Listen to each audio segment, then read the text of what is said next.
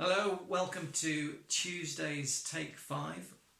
We've moved from the book of Philemon into the book of 2 Peter for the rest of this week. So Tuesday to Friday we'll be looking at different verses, different sections of 2 Peter. And today we are looking at verses 1 to 11 of chapter 1. So the first half, if you like, of chapter 1 of 2 Peter.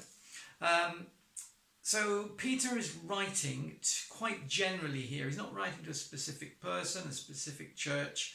He seems to address both his letters to the Christians generally. And in that, he writes some very interesting things. So I'm going to pick up on verse 3, where Peter says that his divine power, talking about Jesus, our Lord, his divine power has given us everything we need for a godly life, through our knowledge of him who called us by his own glory and goodness. So there's something here, isn't there, about living a godly life, living a life that reflects the characteristics, the nature of God. And I think that's something we can ask ourselves if we are living that life, if what we are doing, what we are saying, the way we react, the way we act in front of others is reflecting that godly life. Because Peter says we've got everything we need for that. We could be doing that if we put our hearts and our minds to it.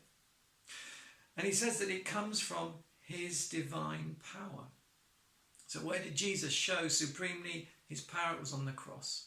And it's through the cross, through the power of the cross, that we can live out a godly life.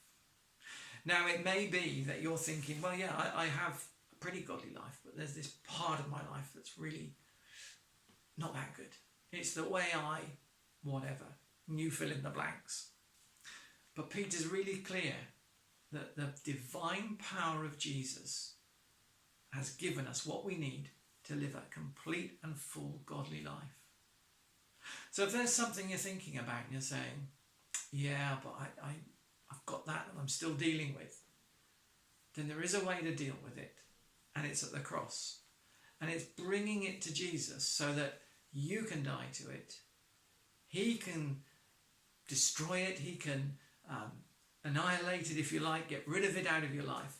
But then he can replace it with the godly attribute that you need in that situation. And that's what happens at the cross, that we give God something that we don't want to carry, and God gives us part of his nature. It happened when you and I became Christians. First of all, we gave him our old self, he gave us a new self.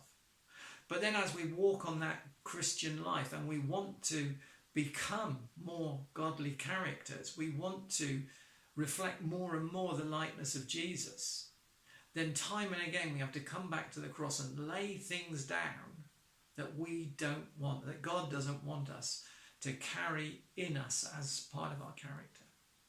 And we're all walking that walk and journeying that journey. So every Christian is going through this process of becoming more like Jesus, or should be. And so what I would say to you today is, and I say to myself as well, what are you going to lay down at the cross? What is it that you need the divine power of Jesus to transform in your life, to give you that godly life that Peter's talking about here? So spend some time praying, meditate, thinking on that right now. Lay it down before Jesus, bring it to the cross, and let him speak into that situation, and let his divine power do the transforming work. Have a great day, and I will see you tomorrow for some more of 2 Peter.